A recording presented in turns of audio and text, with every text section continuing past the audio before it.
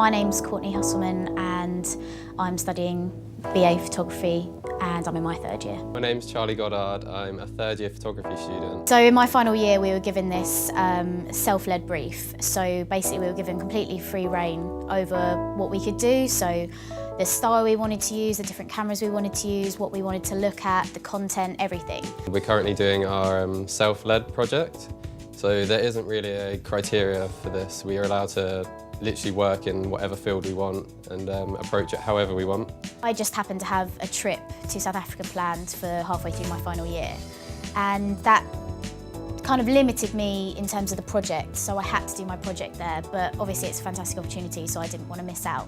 I am doing a documentary/portraiture project on British farming. So it began with the idea that I actually live on a farm myself, so that's where it's all started. But I had a very romanticised idea of the whole concept and the working lifestyle. So that developed onwards once I started to actually visit the farms and find out that these farms are actually struggling and they're not as romanticised and idealistic as we thought. When I finally got there, the project turned out completely different than how I wanted to. The one constant that I wanted to focus on before would be my family. We were travelling around a lot, so my family would be the one thing that remained the same.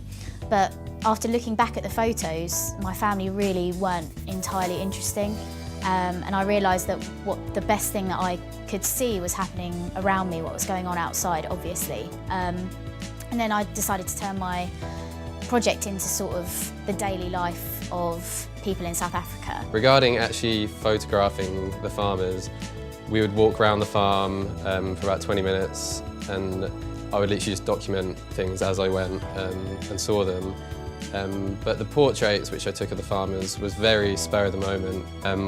One of my farmers sat in a hay bale, which was one of my favourite shots actually. Had to get him to climb up a ladder, but he loved it, it's fine. A lot of the time it was basically photographing people on the street. So in the car with the windows up, I was getting kind of blurred, grainy images. There was dirt on the windows, so I wasn't getting full clarity. Some of the colours are a bit off when I had to quickly whip up my camera and take a photo then and there. But I think in general what went really, really well was the lead up to the holiday. Being completely prepared made me available to take any photo whenever I wanted. And even though they may not be of the best quality or sharpness or clarity, I've left with such a good set of photos for myself that I can really look back and remember everything. And for me, the whole project has been the journey rather than the produced images at the end. So really everything I did was very sporadic and of the moment. It wasn't a setup where I spent hours preparing and building these sets for the farmers to stand in. It was very of the moment and within their environment, which is exactly what the series is about. Farmers within their environment and their lifestyle and how they're coping with farming, with all the imports and the struggles of it nowadays. This project's really pushing me to try and figure out the kind of photography I even want to do. It's very different from the other stuff I've done. So I'm trying to balance out the shadows, I'm trying to minimise the blur that I got from taking photos in a car. I'm trying to make sure that different features are standing out, that their faces are standing out so that I'm not, you know, in theory, photography, we study that blurred images suggest that the figure isn't necessarily important, which is obviously not what I'm trying to say.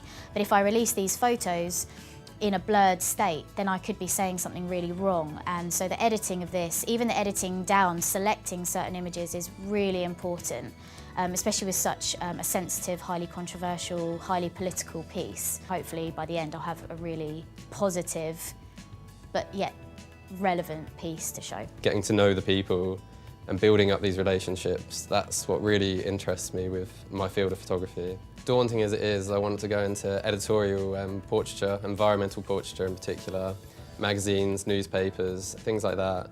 I'm also considering starting up my own studio business just to keep funding going and earn a bit of money as well.